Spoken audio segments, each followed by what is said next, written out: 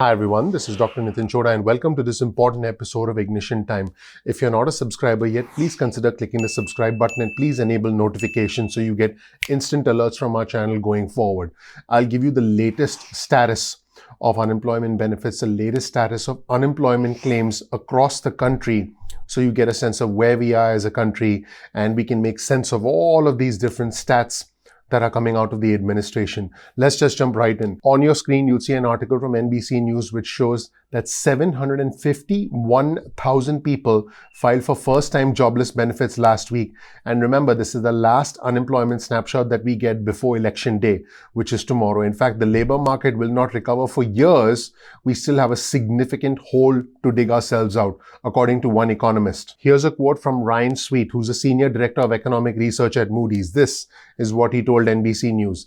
That initial bounce we got in employment, that was the easy part. The hard part is associated with the improvement in the economy, and now that we have no fiscal stimulus coming until after inauguration, you could start to see jobless claims, that's unemployment claims, creep back up, especially if we see layoffs in leisure and hospitality and airlines. I would just add continued layoffs, because as you're about to see, and we'll present you with some data, you'll see that the layoffs in travel, leisure, entertainment and hospitality have been substantial. Here's another quote from Liz Ann Saunders, who's a senior vice president and chief investment strategist at Charles Schwab. This is what Saunders said: the longer you're unemployed, the less likely you're going to find a job. And the longer you're unemployed, you might just drop out of the job market altogether.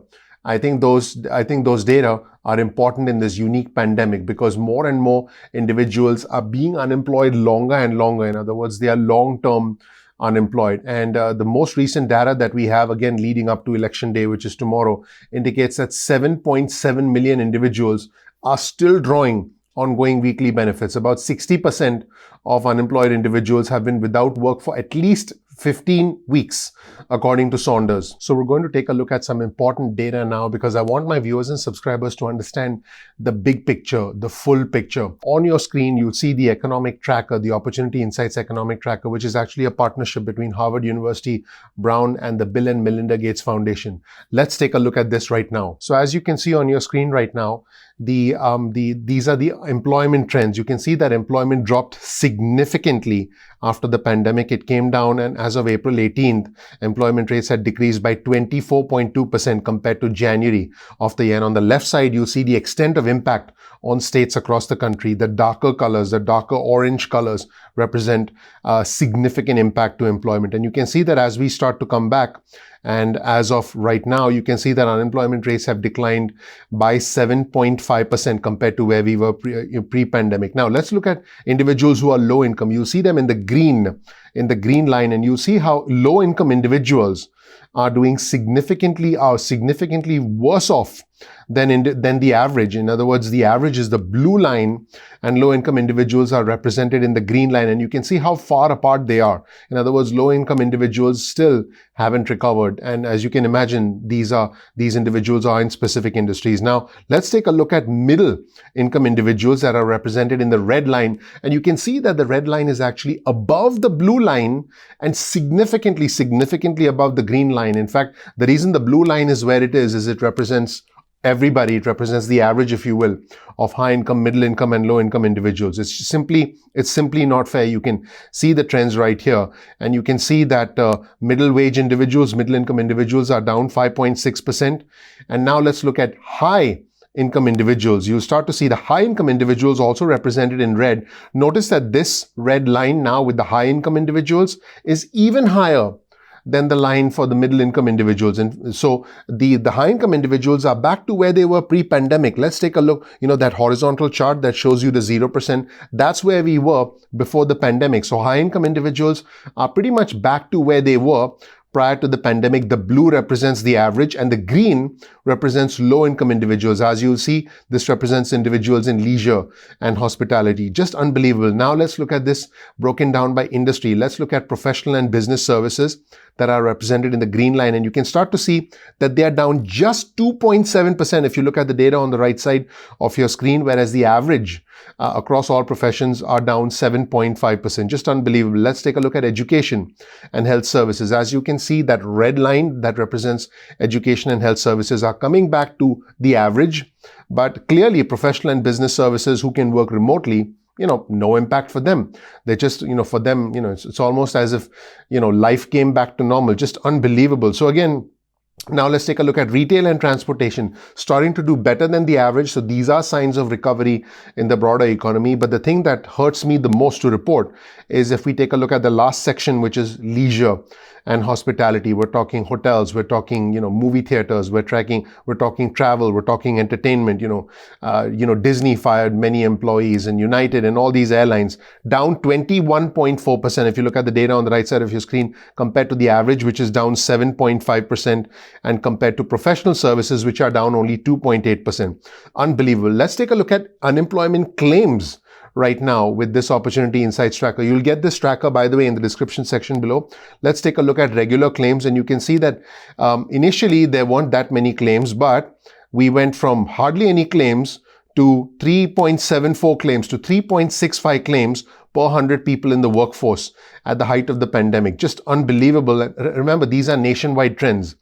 And then as we started to recover, you can start to see that, the unemployment claims went down, and the colors for all the states on the left side. Remember, the lighter the color, the better off the state is, because the state is starting to recover. So you can start to see that the states have indeed recovered. Remember, again, this is a national trend. And now let's take a look specifically at the PUA claims. Initially, we looked at the regular claims. Now we're looking at the PUA claims that are represented in green. So remember, the section in blue represents the regular state unemployment claims. These are all initial claim filings. And then you have green, which is PUA claims. And then you have red, which is combined claims. Remember, these are new applications. These are initial claims. These are new applications for unemployment benefits, which are indeed reducing. But when we see the continued claims, you'll start to see the full picture. Now let's take a look at continued regular claims. As you can see, these are individuals who are consistently collecting claims. In other words, individuals who've been on unemployment and are now gradually entering what is considered long-term unemployment. You'll start to see that the trend is now falling, but still we have 5.47 continued regular claims per 100. We're talking almost 9 million claims as of the week ending October 10th. This is the latest data that we have going into election day tomorrow. Now let's add the PUA claims, the Pandemic Unemployment Assistance Program, which came into being with the CARES Act for self-employed workers, gig workers, part-time workers. And you can start to see the PUA claims actually increasing and are more than regular claims. Now let's look at the PEUC claims. Again, this came into being with the CARES Act, and you can start to see that this is also increasing. And I think the most telling part of all of this is when we simply focus on the continued claims. And when we focus on the continued claims, you'll see the red line right at the top. You'll see that it hasn't come down that much. When we add the regular claims, the PUA claims, and the PUC claims, you get that red line at the top, which is 14.87 continued claims, 14.7 right now continued claims per 100, which is almost 24 million claims as of the week ending October 3rd. This indicates that there's long-term damage to the economy and that there's long-term unemployment. And this indicates that individuals need help. And all the states that you see on the left side of your screen, the darker the color, the more impacted the state is. You can see some states like California, Nevada, Hawaii, New York, Pennsylvania, Michigan. These are the states that have significant unemployment, and you can start to see that those are the states that are essentially hurting the most. We went up in unemployment, and then now I'm talking about continued claims. We went up in continued claims, and then we came down somewhat, but not enough.